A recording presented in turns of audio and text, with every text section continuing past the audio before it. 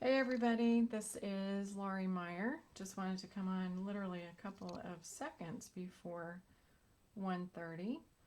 I am super excited to be part of this month's Stamp Along and have had a really great time watching the videos that Martinette and Carolyn have done this morning. Thank you so much.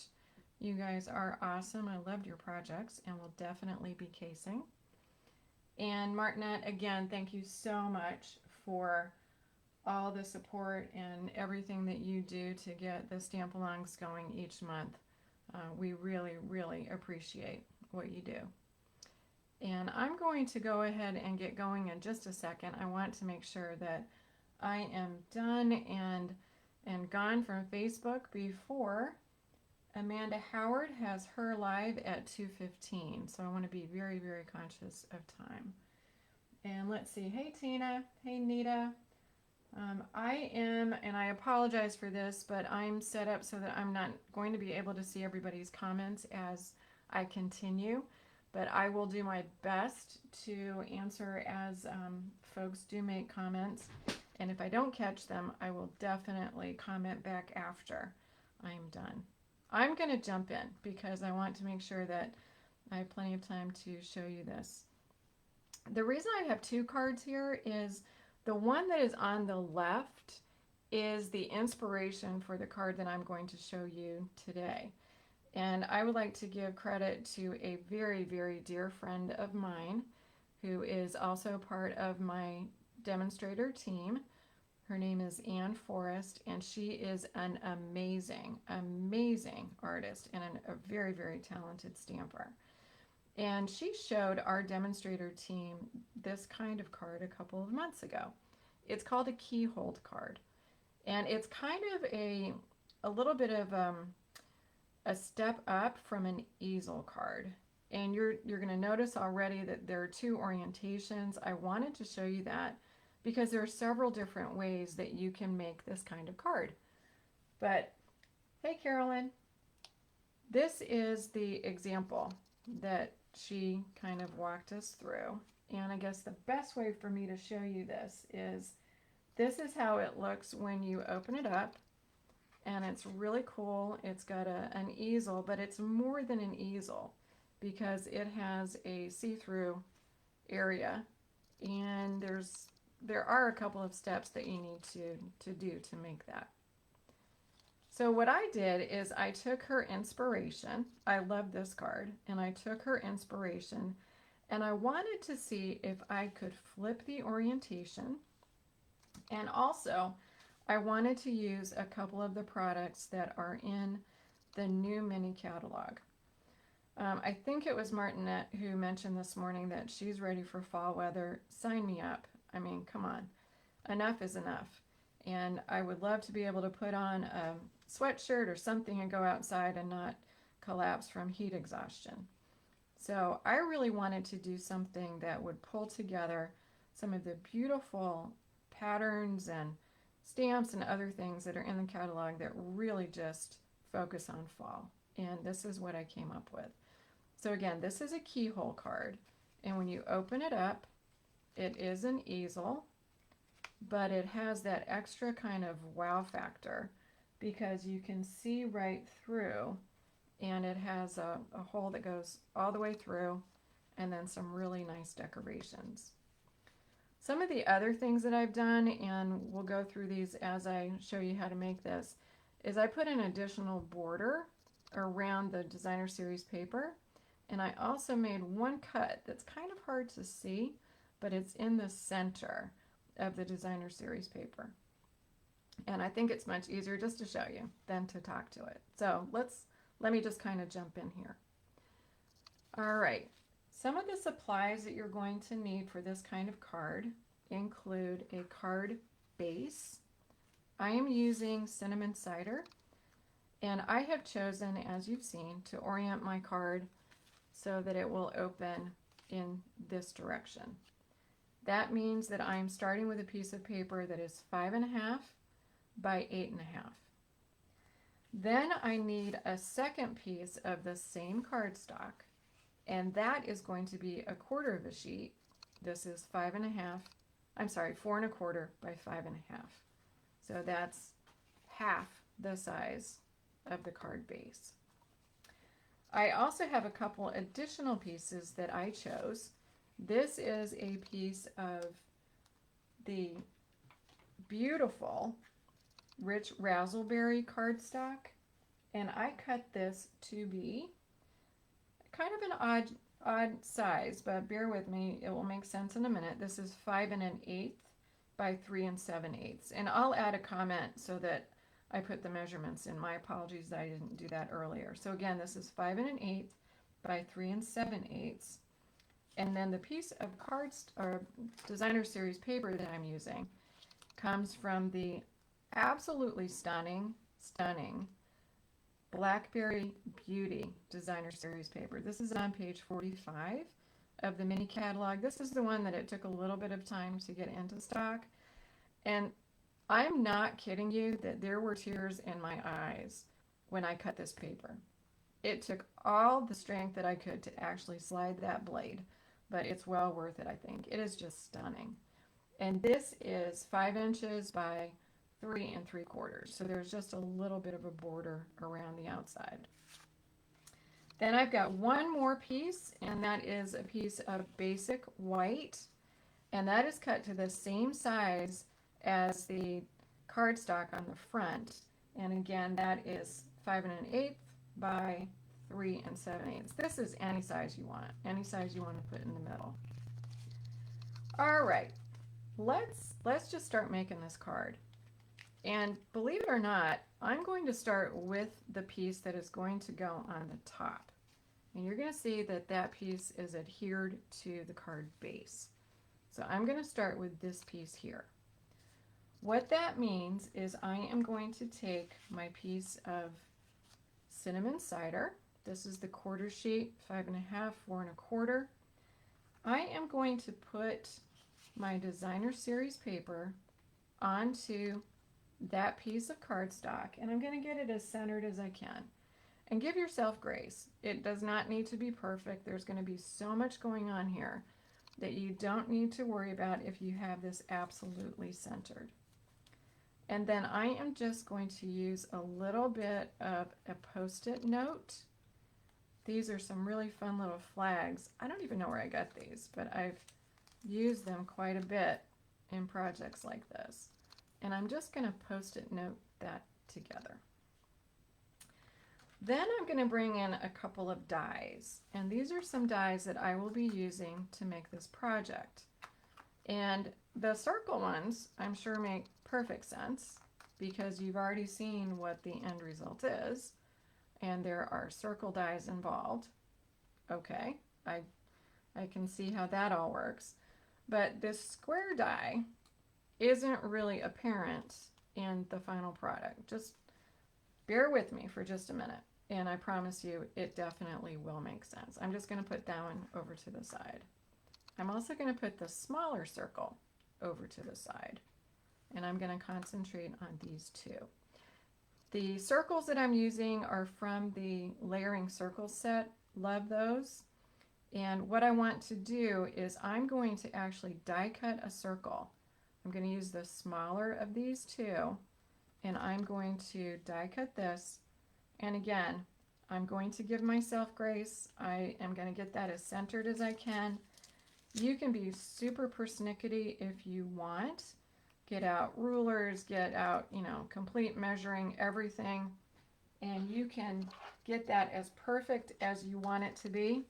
But honestly, at the end of the day, perfection is not going to make this card any more or less beautiful. I'm going to run that through my die cutting machine, and through the magic of Facebook, I will show you what that looks like when it is die cut. So obviously what I'm going to end up with are two pieces that have circles die cut from the center. And this piece, this circle that I have from the designer series paper, is extra. And it is something that I would definitely put in my stash because I will use that on another project. But let's concentrate on these two pieces. These are the two that we just ran through the machine, and we have our hole cut in the center. You are never, ever, ever going to get this circle perfectly centered. Let it go. It really doesn't matter. But what does matter is you need to make sure that you understand how these two pieces work together. What I mean by that is, just watch. If I flip this designer series paper over and I align it to the hole, it's not exactly where I want it to be. It's a little bit further down where I want it to be. So I want to make sure that I know the right orientation of the designer series paper and the cardstock, how they work together. So what I like to do is I just make a little pencil mark, and I hope you can see that. I put two little arrows on either side of the hole that I've cut. To me, that just tells me that I'm going to orient this down. And I do the same thing. It's a little harder to see, but on the designer series paper, I also put those two little arrows. And that's just a visual cue for me, because I know that this is how I need to put those two pieces together. Now, this is where the square die is going to come into play. And I'm super frugal with paper. I don't like to waste paper. And I know that's maybe, I don't know, crazy, cheap, whatever. But what I need to do now is I need to figure out how I can cut this frame. And the frame is that piece that is behind the designer series paper. It's the rich raspberry. It's just a teeny bit wider and a teeny bit higher. I don't want to go through the crazy hassle of having to line everything up and die cut the hole. And I also want to use the piece in the middle that I'm going to cut out. I'm going to be super frugal, and I'm actually going to cut out the circle that I'll put in the center of the card. So what I did is I searched for a die that is bigger than my circle and not big enough that when I die cut that shape, that the hole that it will leave will be seen behind the designer series paper. So I can cheat. I like cheating. It just makes me feel good. So I'm just going to put these over to the side. And what I have done, and I'm just going to show it to you, I'm not going to run it through the die cutting machine, is this is the size of the original piece that I'm using. Again, it's 5 1/8 by 3 7/8. And I'm going to put that square frame in the middle as best I can. And then what happens is I obviously get a piece that looks like this, a square. And then I'm going to use the same size, this is important, the same size circle that I used to cut the circle for these pieces. And I'm going to die cut a circle out of that square. So what happens is by using the square die and the circle die, the piece that I started with that originally was 5 1/8 by 3 7/8 ends up being a frame piece, ends up getting cut by the square, and also that square becomes the circle that I'm going to use on the inside for my sentiment. It's just a nice way, I think, to be able to use paper wisely, and no one, you and I will know, no one else will ever know. And here's what it's going to look like when we layer everything together. So we have our cinnamon cider. Now when we put this piece of the the rich raspberry, and then we put our DSP on the top, no one knows. It's kind of all together and nobody knows. And it's just a really nice way to add one more frame behind your piece. So that's the beginning of the front of the card. One thing that I wanted to do was add just one more little dimension, and this is where it's kind of hard to see, but I'll do my best to show on camera. It will be a lot easier when we have everything together. But if you see on the right, the designer series paper kind of stops before it gets to the middle. Well, I wanted to have the cinnamon cider show as a circle in the middle. And so what I decided to do is to use a larger die, and I'm just going to put that, again, as best as I can. I'm not going to make this completely perfect, but I'm going to put that circle die onto the designer series paper that I have cut out. And what I want to do is, when I'm done with this, I'm going to have sort of a not a semicircle, but a piece that I can use to decorate my card a little bit more. Just searching for my plate over here. Don't want you guys to have to watch me die cut. I know that's not the most exciting thing. All right, so I just brought that off camera, and I just die cut that. So I have one circle that I can choose to do something with in just a minute. So now let's kind of take a look at what we've got here. We've got our cinnamon cider piece. We have our frame. We have our designer series paper. And now you can see that in the center, there's a really pretty cinnamon cider that just kind of pulls everything together. You have the rich raspberry on the outside, you've got the cinnamon cider on the inside, and it just kind of all works together, I think, really, really well. Okay, so that's the outside. And let me just pause here for a second, because you can use any shape on these with one caveat.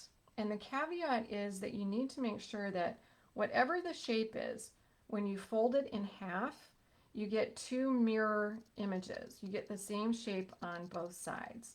So if you have a circle and you fold it in half, you get two semicircles. If you have a square, you fold it in half, you get two rectangles. If I bring back the original card that I made, this is a label, but if I fold that label in half, if I scored it and I folded it in half, you get the same shape on both sides. So you just need to make sure that if you kind of look at it as a line on the center of the image, that it's a mirror image, and then you can use that. So any dies you have will work beautifully. Okay, so we've got our front. Let's talk about the next step. The next step is you're going to take the base for your card. And in my case, the base again is 5.5 by 8.5. And I am going to score this. And it's definitely not a difficult score at all. We're going to make two score lines. We need to score it in half. So if this is 8.5, sorry, we are going to score at 4.25. And then we need to score halfway between the edge of the paper on my left and where we just scored. So 4.25 divided in half is 2 1/8. So we're going to come down and we're going to score this at 2 1/8. I am not going to burnish these score lines just yet, and you'll see why in just a second. There's actually one more circle that we need to die cut, and it is the one that is going to go on the easel part. So this is the base. This is what we just scored. If I lay those down, and you'll see that we have one more die cut that we need to make. We need to put a circle right over here. And we need to try to get that so that when we put everything together, the circles line up. Not hard. What we're going to do is I'm bringing back in the pieces that we've die cut. This is where, again, that orientation, where I noted how everything lines up, I want to pay attention to that. So this is how that piece is lying toward me, and I'm going to place the piece that I've made the die cut in, and I'm placing that on the side that is going to have the score line.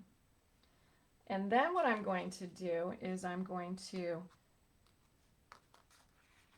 put these together with some Post-it notes. You can also use washi tape. If you do use washi tape, just make sure that you get a lot of the tackiness off of your washi tape before you put it into your die cutting machine.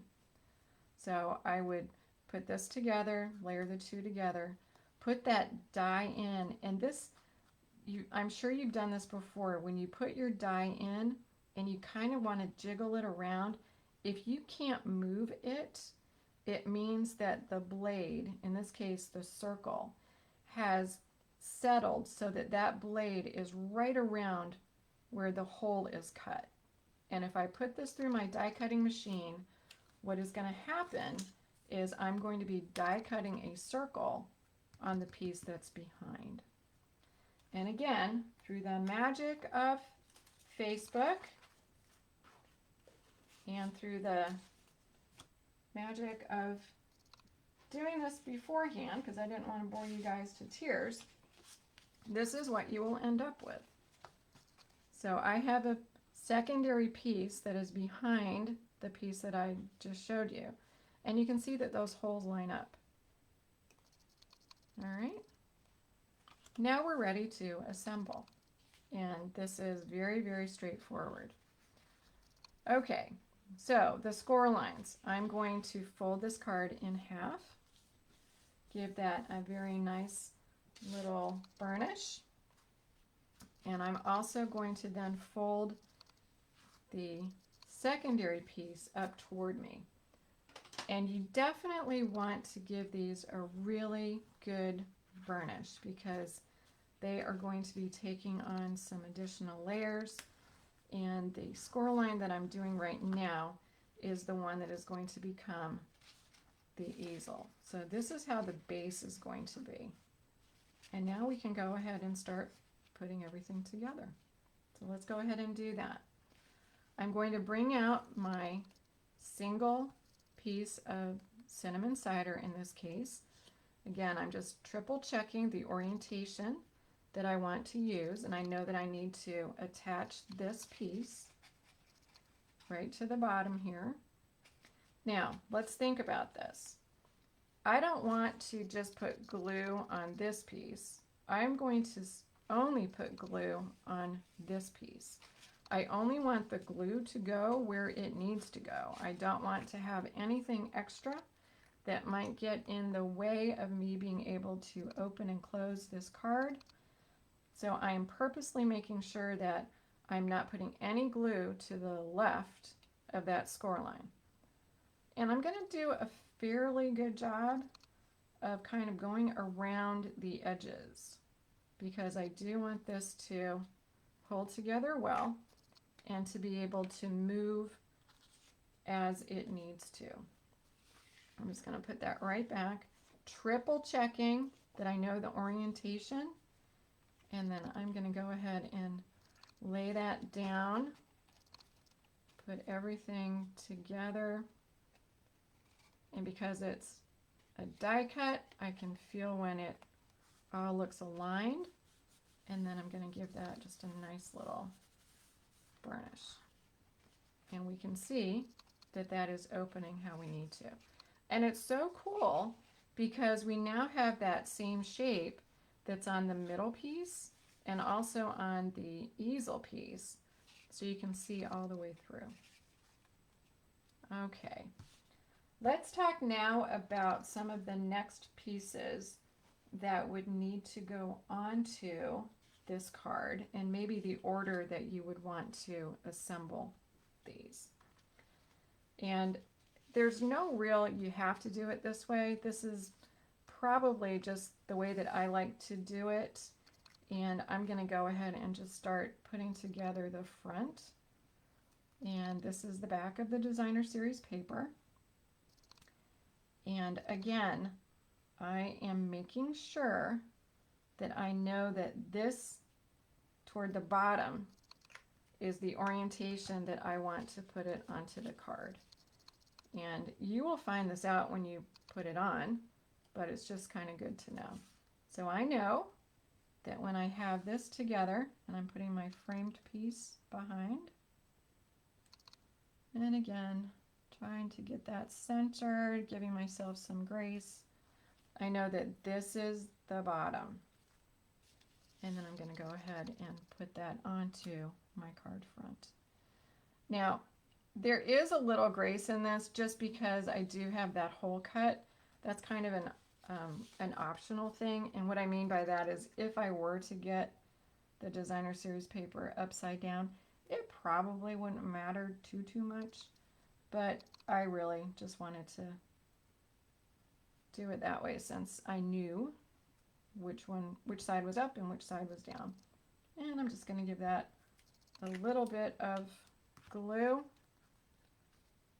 Bring this back. And then I'm using, visually, I'm using the outside of the card to center this. I'm not really looking at the center. That's going to take care of itself. Okay. So here I've got the front. You can still see that that's how that's working. Now what I'd like to do is I like to focus on what's going in the center before I do anything on the outside. And the obvious reason for that is that this is going to, the piece that's going into the center is going to come in from the front. So I don't want anything obstructing my ability to get that piece centered. And when we get to the point of doing the die cuts and the wreath, you'll see, and you can see here, that's going to be in the way. So I'm just going to get everything done first. What I decided to put in the middle were a couple of sentiments that come from the absolutely wonderful new set. It's called Sparkle of the Season. It's part of the Sparkle of the Season bundle. This is on page 58 and also on page 71 in the new mini catalog. And I'm just going to use Thankful for You and also this little branch right here. I just thought they worked together really well. And what I did is I used the cinnamon cider ink to stamp the Thankful for You. And then I used the rich razzleberry, an old ink pad, I know, to stamp the leaves. And I put those onto just a scrap piece of basic white. And I oriented it so that I had the Thankful for You kind of up in the upper left and the leaves looking like they were coming off of the bottom right.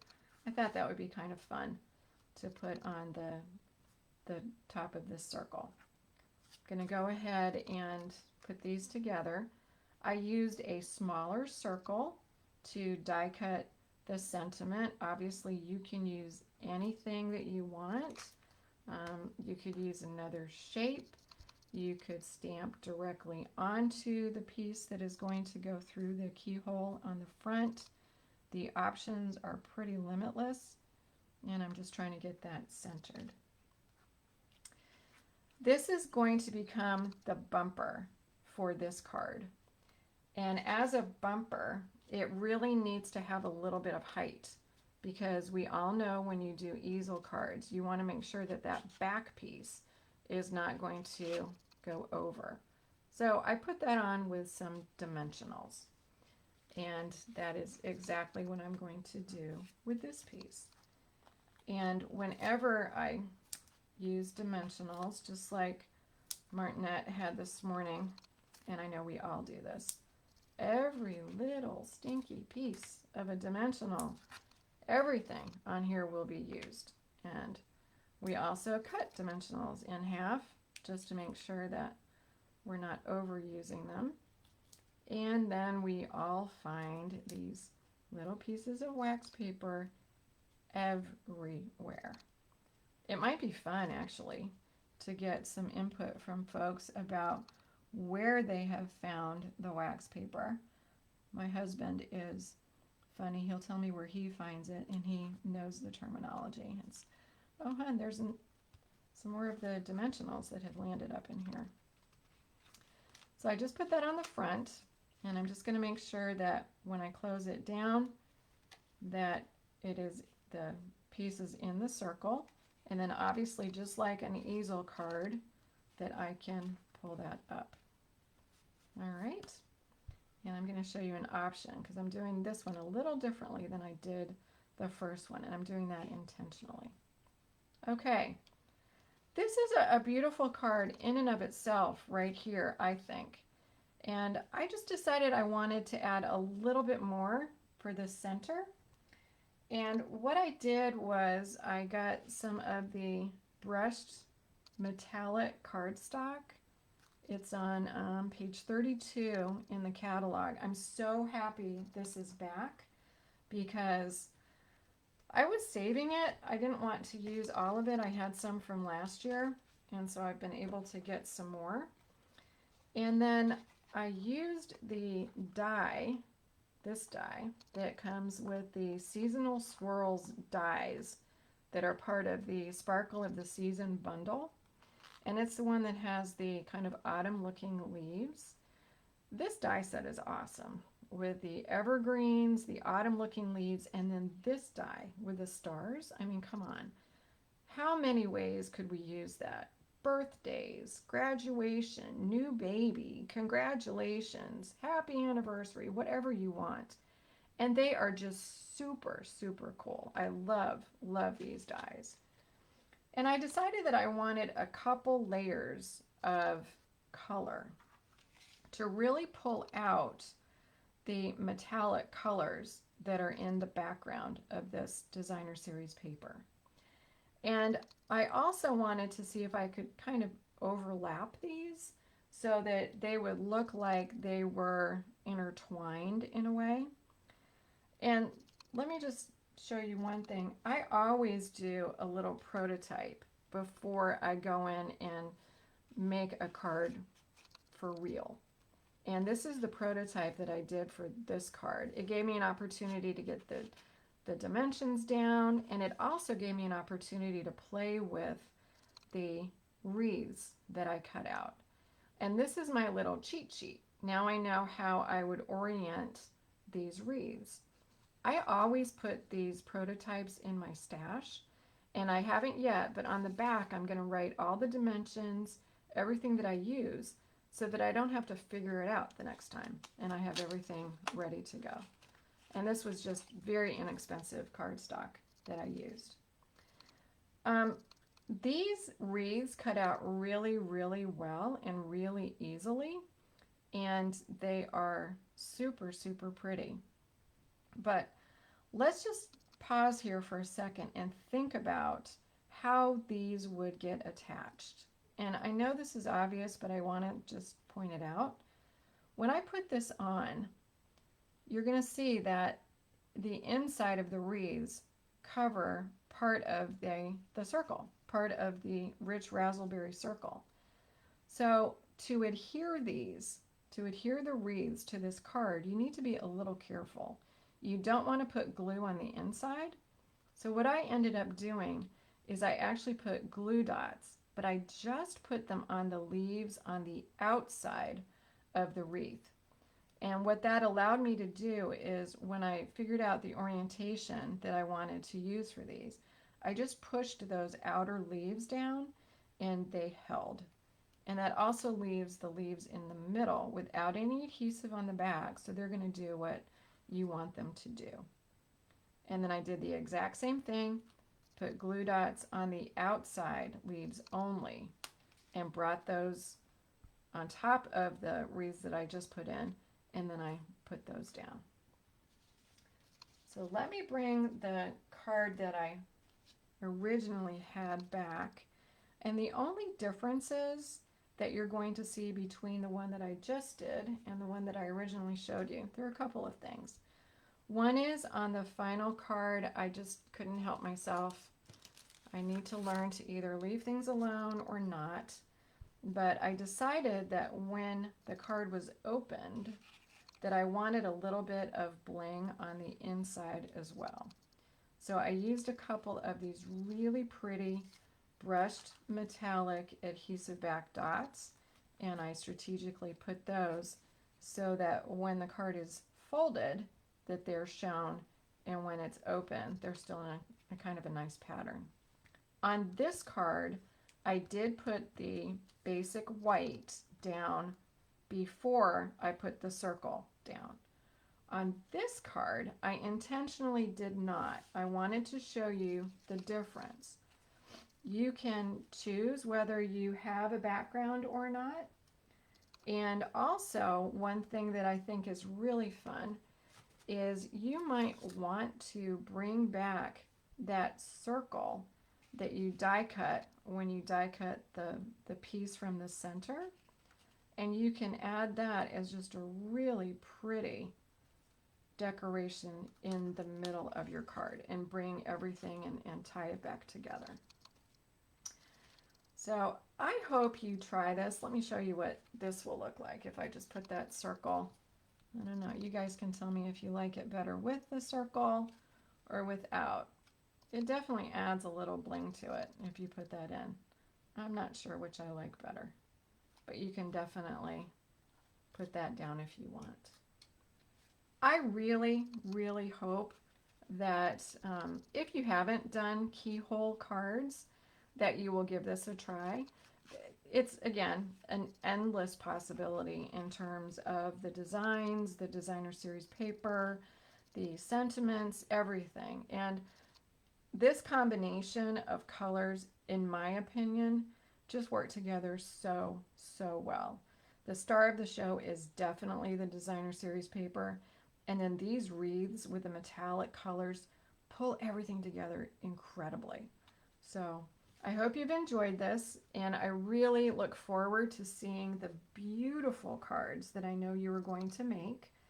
And I look forward to also seeing what Amanda Howard is going to show us. She'll be up in just a couple minutes at 2:15. So thank you so much. You guys have a wonderful rest of your day, and happy stamping.